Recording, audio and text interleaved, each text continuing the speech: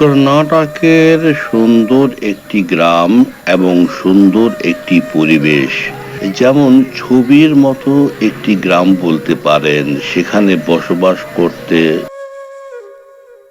মাত্র ৮-১০ ঘর পরিবার। চিপ্পুলাল নামের এক ভদ্রলোক সেখানে বসবাস করত সপত্নী। চিপ্পুলাল বয়স ৫০ ঊর্ধ্বে। তার স্ত্রী সহ থাকতেন এক বাড়িতে। তার কোনো সন্তান ছিল না, নিঃসন্তান ছিল। চিপ্পুলালের একটু বদঅভ্যাস ছিল, এই নেশা করা আর জুয়া খেলা। অনেকবার তার স্ত্রী নিষেধও করেছিল, কার কথা কে শুনে। সেই রাতের বেলা বলতো যে না, আর খেলবো না, এখন আমি ভালো হয়ে গিয়েছি। কিন্তু দিন পুরলে আবার সেই একই পথ। নানান বিধি ভেবে মানুষ সমাজের খারাপ বলতো। চিপ্পুলাল সম্বন্ধে ভালো কেউ বলতোই না বললে চলে। রাগে ঘৃণায় একদিন চিপ্পুলালের স্ত্রী করল আত্মহত্যা। চিপ্পুলাল নিজ হাতে স্ত্রীর সৎকার করল এবং ভাবল, এই অঞ্চলে আর থাকা যাবে না।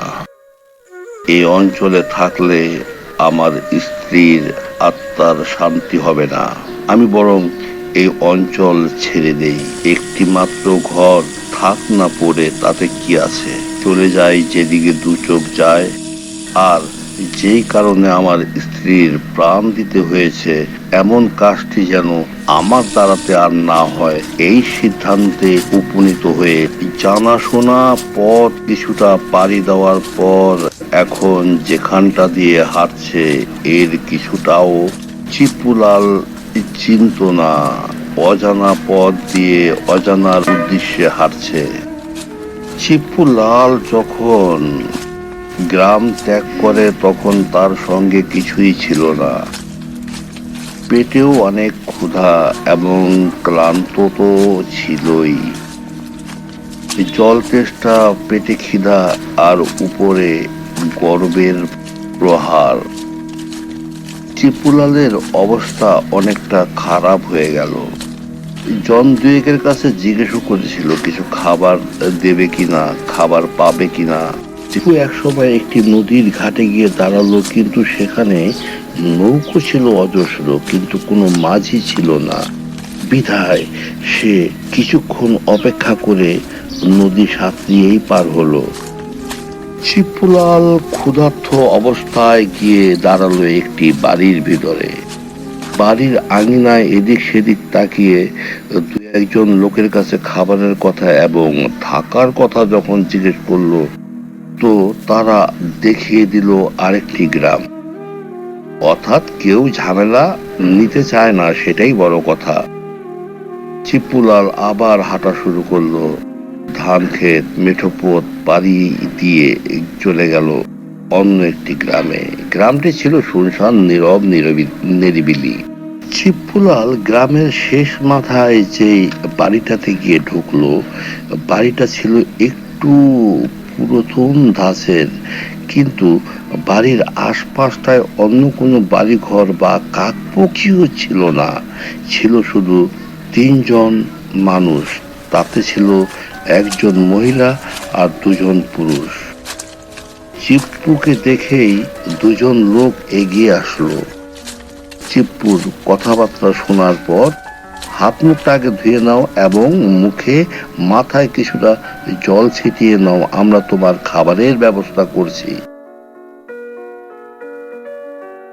এদিকে সন্ধ্যাও প্রায় হয়ে আসছে, সূর্য লাল হয়ে গেছে। আর সন্ধ্যাটা একটু তাড়াতাড়ি হবেই না কেন, একদিকে পাহাড়, আরেকদিকে বিস্তীর্ণ গাছপালা রয়েছে, ঝোপঝাড়। এতে রাত্র একটু তাড়াতাড়ি হয়ে যায় বলতে গেলে। চিপ্পু পেট ভরে যখন খেলো তখন তার গাটা একেবারে ছেড়ে দিয়েছে। একে তো ক্লান্ত শরীর, সারাদিনের উপোস, তার মধ্যে আবার হাত মুখ ঠান্ডা জলে ধুয়ে খাওয়া দাওয়া করেছে। ঘুম তো একটু আসারই কথা। চিপুকে বার কয়েক বলেছিল যে ঘরের ভিতরে গিয়ে ঘুমাও, চিপু সেটি করেনি।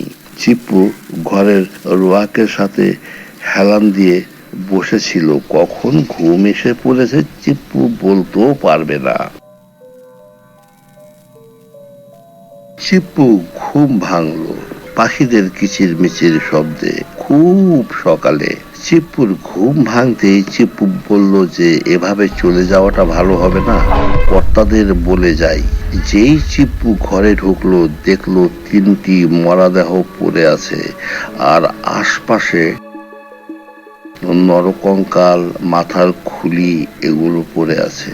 চিপ্পুর হিতাহিত জ্ঞান হারিয়ে ফেললো এহেন দৃশ্য দেখার পরে, এবং বোঝা গেল যে মানুষগুলো মরে পড়ে আছে তারাই তাকে রাত্রে জল খাবার দিয়ে আদর আপ্যায়ন করে বসিয়েছিল। এবং ভালো একটি ঘুম দিয়ে সকালে ঘুম থেকে উঠে ঘরে গিয়ে এই হেন দৃশ্য দেখলে কার মাথা ঠিক থাকে। তবে মরাগুলো নতুন না, বেশ কিছুদিন আগের মরা। এই দেখে চিপ্পু ধীর গতিতে ঘর থেকে বের হয়ে যখন বাড়ি থেকে বের হওয়া শুরু করলো তখন দেখলো বিকট আকৃতির ভয়ানক কিছু অবয়ব তার পিছু নিয়েছে। চিপ্পু দিল ছুট তার পিছনে পিছনে। ভূতেরাও থেমে নেই, তারাও দিল ছুট। চিপ্পু পরিত মরি করে দৌড়িয়ে পালিয়ে আবার নিজের সেই ফেলে আসা ঘরটি সেখানেই নিল আশ্রয়।